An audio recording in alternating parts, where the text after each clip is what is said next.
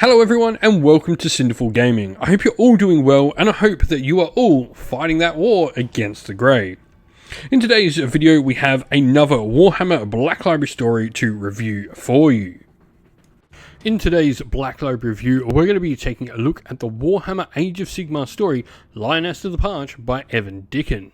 Evan Dicken is relatively new to Black Library, having also written currently the Children of Tekla story about the Lumineth Realm Lords in Warhammer Age of Sigmar as well. As always as well, when consuming Black Library content, I do listen to it in an audio format, either on Audible or downloaded from the Black Library website or app. And today's story is brought to life by the voice acting skills of Remy Milner, who has also performed other Black Library stories from the Warhammer 40,000 setting, such as the Book of Martyrs, Sisters of Battle Anthology and Steel Tread by Andy Clark. Today's video is sponsored by the Warhammer merch shop. Want to grab some merch for your favourite Warhammer army? You can use our affiliate link down below to grab your next purchase and help support the channel at the same time. Lioness of the Parch, though, is about a unique named character from the Cities of Sigmar faction in Age of Sigmar, Talia Vendra.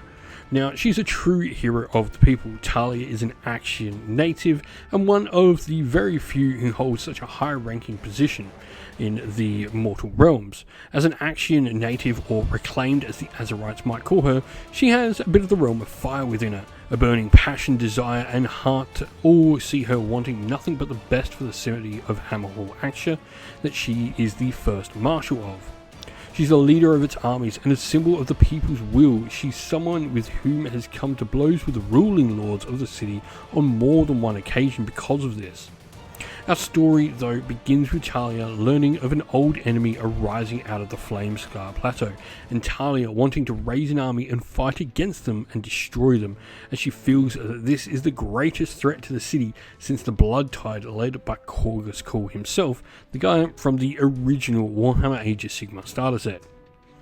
Talia is met by stiff opposition, the members of the Azerite Council not allowing her to lead the army that will head off against this foe due to fear that she may gather so much power, already being a popular face amongst the regular folk of the city. Now, in the story, Talia has to overcome not only enemies on the field of battle, but also those within the city walls that seek to limit her influence on the general populace and within the council itself, or those who are outright trying to ruin her. As an introduction, though, to Talia, I really enjoy the story. She's such an interesting character, one of the more level-headed and relatable characters I think I've ever read about in any story from Black Library in any of the Warhammer universes. She's likeable to a point, aggressive and passionate in her pursuit of what she deems will better the lives of the common folk, having risen up from the streets herself, and she's, well, just human in the way she acts. Things she does just make sense, and I feel this is something different. We see so many that we maybe feel sympathy for in other characters.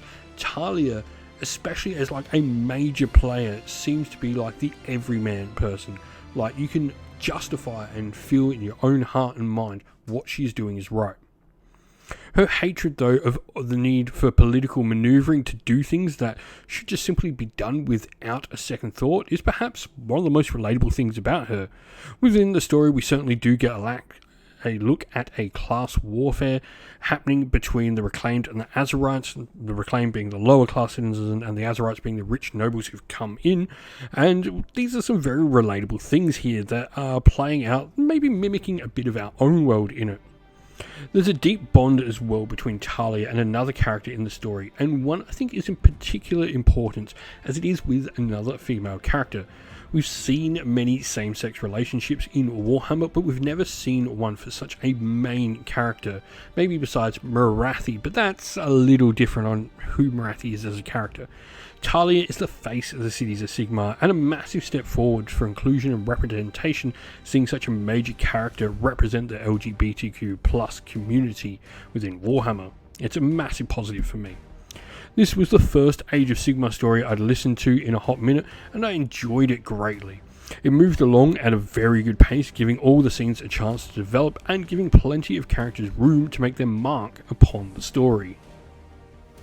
4 out of 5 stars I think is where I go with this one. A very enjoyable story, and for me, you know, if maybe later on we do get more Talia Vendrick stories and they're even better, this might be worthy of 5 stars later in retrospect. But hopefully we get plenty more about her. If you did enjoy this story and would like to take a look at some other Cities of Sigmar fiction out there, I'd recommend checking out stories such as Cities of Secrets, Hammerhall and Other Stories, which has a major sort of part of it as a Cities of Sigmar focused story, and Callus and Toll as well. And so that is our review of the story for you. We hope you enjoyed it. Once again, don't forget to drop a comment down below. Let us know what you enjoyed about it. Give us a like, subscribe, and turn on your bell notifications for all the good things from the channel. Stay safe everyone, stay well, and most of all, keep fighting that war against the Grey. Ciao for now.